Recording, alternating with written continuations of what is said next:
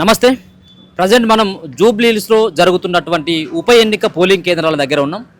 So ఉదయం 7 గంటలకు start అయినటువంటి పోలింగ్ దరిదాపుగా 10:30 వరకు మందకోడిగా కొనసాగింది. అసలు గతంలో నమోదైనటువంటి పోలింగ్ శాతమైనా ఇప్పుడు నమోదవుతుందా కాదన్నటువంటి ఒక డైలామాలో ఉండేది.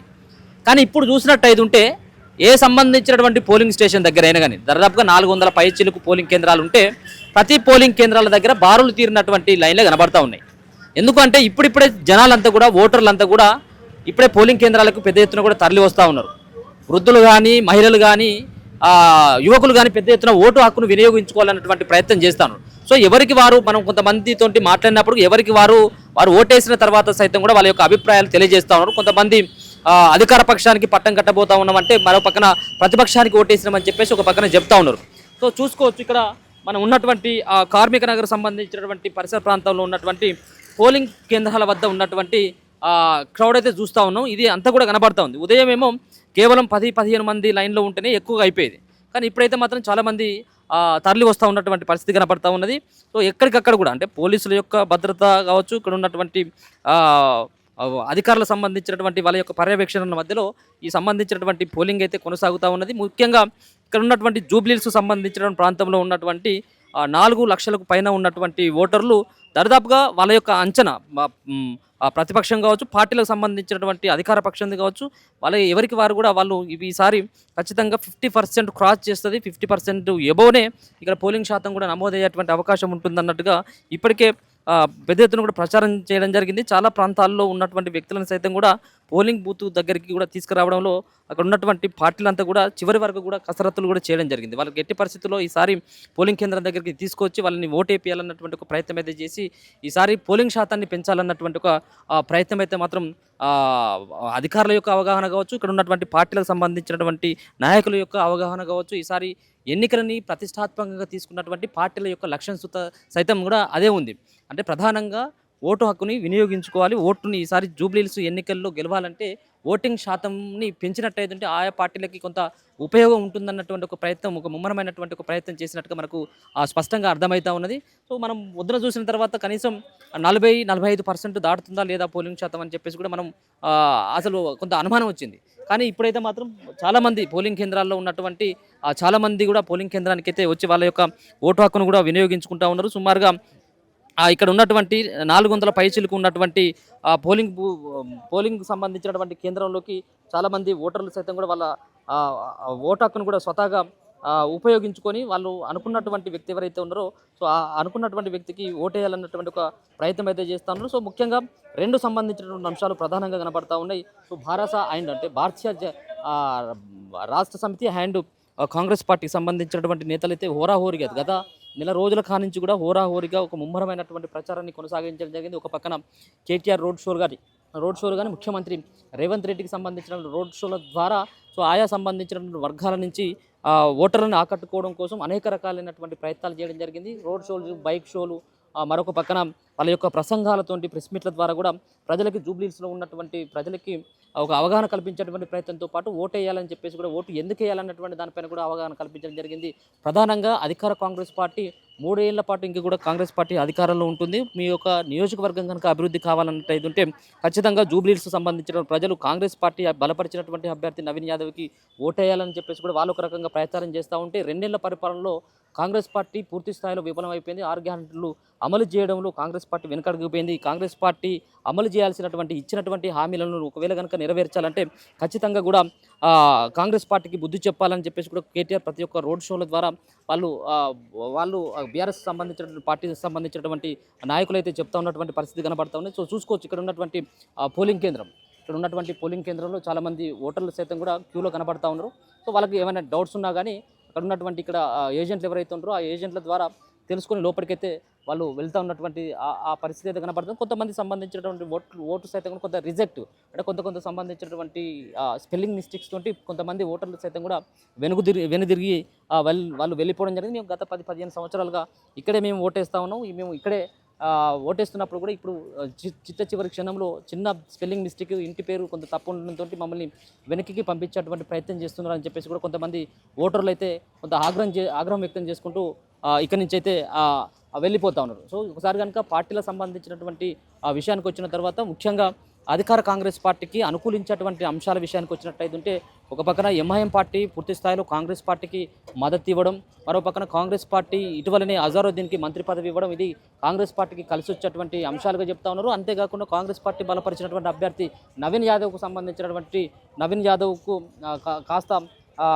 ఇక్కడ కొంత సోషల్ వర్క్ చేశారు అన్నటువంటి అభిప్రాయం కూడా చాలా మందికి అది ఉంది. అలాగే 2 సార్లు పోటీ చేసినప్పుడు కూడా ఓడిపోయిందన్నటువంటి భావనతో ఈసారి సానుభూతి పరంగానైనా ఆయనకు కూడా ఓట్లు పడేటువంటి అవకాశం అయితే స్పష్టంగా కనపడుతుంది. మరో పక్కన మాగంటి సునీతకు సంబంధించినటువంటి విషయంలో భర్త చనిపోయిందన్నటువంటి సానుభూతి సైతం కూడా వ్యక్తపరిచేటువంటి ఆస్కారం కూడా కనపడతా ఉంది. సరే ఏదేమైనప్పుడు కూడా ఒక పక్కన బీజేపీ పార్టీ మొదటి నుంచి కూడా అంటే పార్టీ అభ్యర్థిని ప్రకటించడం దగ్గర నుంచి ప్రచారంలో సైతం కూడా ఈ 2 పార్టీలతో కనుక పోల్చుకున్నట్టయితే ఖచ్చితంగా వెనకంజలోనే ఉందని చెప్పుకోవచ్చు.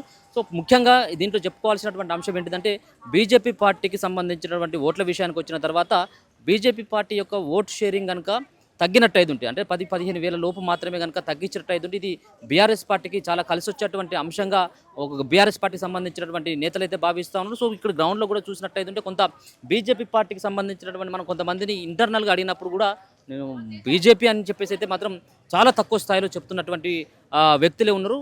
కేవలం ఇక్కడ ఉన్నటువంటి పార్టీల పరంగా చూసినట్టయితే కాంగ్రెస్ అండ్ బీఆర్ఎస్ పార్టీ మధ్యనే ప్రధానంగా పోటీ ఉండేటువంటి అవకాశం అయితే స్పష్టంగా కనపడతా ఉంది. సో ఎక్కడైనా కానీ ఇక్కడ ఎందుకంటే రాష్ట్ర వ్యాప్తంగా జరుగుతున్నటువంటి ఒకే ఒక ఉప ఎన్నిక, అది జూబ్లీహిల్స్ ఉప ఎన్నిక కాబట్టి ఈ ఉప ఎన్నికల్లో ఎలాంటి అవాంఛనీయ సంబంధించినటువంటి సంఘటనలు జరగకుండా ఎప్పటికప్పుడు పోలీసులు సైతం కూడా వాళ్ళందరూ కూడా పర్యవేక్షిస్తూ ఉన్నారు. ఎవరైనా కానీ ఇక్కడ ఉన్నటువంటి ఏజెంట్లు పార్టీకి సంబంధించినటువంటి కొంతమంది నాయకులు ఇక్కడికి పోలింగ్ కేంద్రాలకి వచ్చినట్టయితే వాళ్ళందరినీ కూడా ఇక్కడ నుంచి పంపించేటువంటి ప్రయత్నం చేస్తూ ఉన్నారు. కేవలం ఓటర్ స్లిప్లతో వచ్చినటువంటి వాళ్ళకు మాత్రమే లోపలికి అలౌడ్ చేసి ఒక క్షుణ్ణంగా వాళ్ళు తనిఖీలు చేసిన తర్వాతనే లోపలికి అయితే పంపిస్తూ ఉన్నారు. కేవలం ఇప్పటి వరకు చెల్లా చెదురు చిన్న సంబంధించినటువంటి గొడవలు ముందు అవర్స్లో అంటే ఫస్ట్ స్టార్టింగ్ 1-2 అవర్స్లో కొంత పోలింగ్ కొంత మందకోడిగా కొనసాగింది.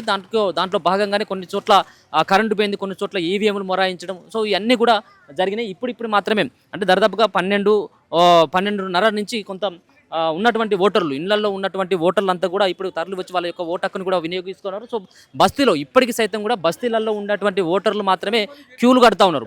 బస్తీలో ఉన్నటువంటి వాళ్ళు మాత్రమే ఆ ప్రజలు మాత్రమే ఓటేసేందుకు కొంత ముందుకు కదులుతూ ఉంటే ఇంకా ఉన్నటువంటి కొంత ఇది శ్రీరామ్ నగర్ కావచ్చు, ఇంకా కొన్ని సంబంధించినటువంటి జూబ్లీహిల్స్ సంబంధించిన కొన్ని ప్రాంతంలో ఉన్నటువంటి వ్యక్తులు కొంత ప్రముఖంగా కొంత వాళ్ళంతా కూడా వాళ్ళు ఇళ్లలో ఉన్నటువంటి వాళ్ళందరూ కూడా ఓటు హక్కు వినియోగించుకోవడానికి అయితే రావట్లేదు. బస్తీలో మాత్రం వాళ్ళ యొక్క హవా కనబడతా ఉంది. బస్తీలో ఉన్నటువంటి ప్రజలంతా కూడా వాళ్ళ యొక్క ఓటు హక్కును వినియోగించుకోవాలని చెప్పేసి కూడా పెద్ద ఎత్తున ఇక్కడికి వచ్చి వాళ్ళ యొక్క ఉన్నటువంటి ఓటు హక్కును కూడా వినియోగించుకున్నటువంటి ప్రయత్నం అయితే చేస్తూ ఉన్నారు. సో చూడాలి చివరి వరకు ఏమవుతుంది ఏందనేది. కానీ మొత్తానికైతే కాంగ్రెస్ పార్టీ అండ్ బీఆర్ఎస్ పార్టీకి సంబంధించినటువంటి 2 పార్టీల మధ్యనే ప్రధానమైనటువంటి పోటీ అయితే కనబడతా ఉన్నది. ఎవరిని అడిగినప్పటికీ కూడా కేవలం ఈ 2 పార్టీలకు సంబంధించినటువంటి వ్యక్తుల పేర్లు, ఈ 2 పార్టీలకు సంబంధించినటువంటి గుర్తులపైనే చర్చ అయితే ప్రధానంగా నడుస్తూ ఉన్నది. సో ఇది ఇక్కడ ఉన్నటువంటి జూబ్లీహిల్స్ సంబంధించినటువంటి ఈ పోలింగ్ కేంద్రాల్లో ఉన్నటువంటి పరిస్థితి అయితే కనబడుతుంది. రేవంత్ నగర్తో పాటు కార్మిక నగర్ అండ్ బోరబండ, యూసఫ్ కూడా. సో ఈ సంబంధించినటువంటి 4 ప్రాంతాల్లో ఎక్కువ కూడా పోలింగ్ శాతం సైతం కూడా ఎక్కువగానే నమోదయ్యేటువంటి అవకాశం కనబడతా ఉంది. ఇక మిగతా సంబంధించినటువంటి కొన్ని చోట్లకు వెళ్ళినట్టయితే కొంత మందకోడిగా కొనసాగుతూ ఉన్నది. సో అక్కడేమో పోలింగ్ పర్సెంట్ తక్కువైనట్టయితే అక్కడ మనకున్నటువంటి అంచనా ప్రకారం 40% అక్కడ దాటేటువంటి అవకాశం లేదు. సో ఇప్పుడున్నటువంటి 4 ఏరియాలు ఇప్పుడు ఉన్నటువంటి యూసఫ్ కూడా, రేవంత్ నగర్, కార్మిక నగర్తో పాటు బోరబండ సంబంధించినటువంటి పరిసర ప్రాంతంలో పోలింగ్ శాతం దాదాపుగా 55 నుంచి 60% కూడా నమోదయ్యేటువంటి అవకాశం ఉన్నట్టుగా మనకైతే అర్థమవుతా ఉంది. ఇంకా ఎందుకంటే 6 గంటల వరకు సమయం ఉన్నది. ఇప్పుడిప్పుడే ఓటర్లు అంతా కూడా తేరుకొని పోలింగ్ కేంద్రాలకు వస్తూ ఉన్నారు. ఎట్టి పరిస్థితుల్లో కూడా 50% దాటించాలన్నటువంటి ఒక ప్రయత్నం అయితే జరుగుతూ ఉన్నది. సో చూద్దాం మరి పెరిగినటువంటి ఓటింగ్ శాతం ఏ పార్టీకి అనుకూలిస్తుంది, ఏ పార్టీకి లాభం ఉంటుంది, ఏ పార్టీకి నష్టం ఉంటుంది అనేది కూడా మనం 14వ తారీఖు తర్వాత ఈవీఎంలను తెరిచిన తర్వాత కూడా మనం ఏమైతే చెప్పలేం. సో కాంగ్రెస్ పార్టీకి అనుకూలించేటువంటి అంశాలని వాళ్ళు ప్రచారం చేసుకో ఉంటే బీఆర్ఎస్ పార్టీకి సంబంధించినటువంటి నేతలు సో 10 సంవత్సరాల పాటు మేము అభివృద్ధి చేసిన 2 ఏళ్ల పాటు ఈ 2 ఏళ్ల పరిపాలనలో వాళ్ళు అధ్వానంగా తయారు చేసిందన్నటువంటి ఒక ప్రధానమైనటువంటి నినాదాన్ని జనాల్లోకి తీసుకెళ్లేందుకు వాళ్ళు విఫలమైపోయింది అనేది 14వ తారీఖున అయితే చూడాలి. సో డ్రోన్లతోటి పెద్ద ఎత్తున కూడా పోలీసులు సైతం కూడా ఈసారి కొత్తగా డ్రోన్ల సహాయంతో డ్రోన్లతో ఎగిరేసుకుంటూ సో ఇక్కడ కనబడతా ఉన్నది. ఒకసారి ఈ డ్రోన్లన్నీ కూడా ఇదే ఎన్నికలకు సంబంధించినటువంటి దాంట్లో పర్యవేక్షణ కోసం వీళ్ళు మొదటిసారిగా ఒక కొత్త ప్రయోగాన్ని పోలీస్ శాఖ చేసిందని చెప్పుకోవచ్చు.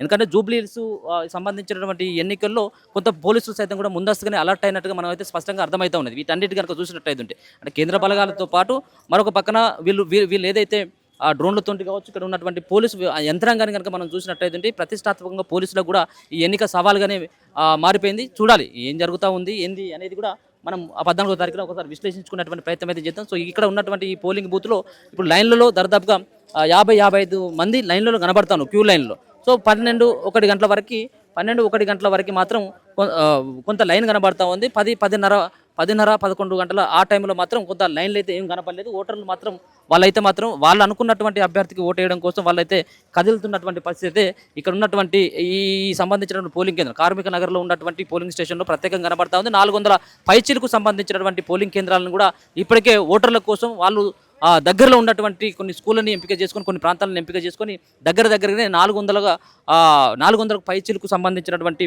ఆ కేంద్రాలను కూడా వాళ్ళు ఏర్పాటు చేసినట్టుగా స్పష్టంగా అర్థమవుతా ఉన్నది.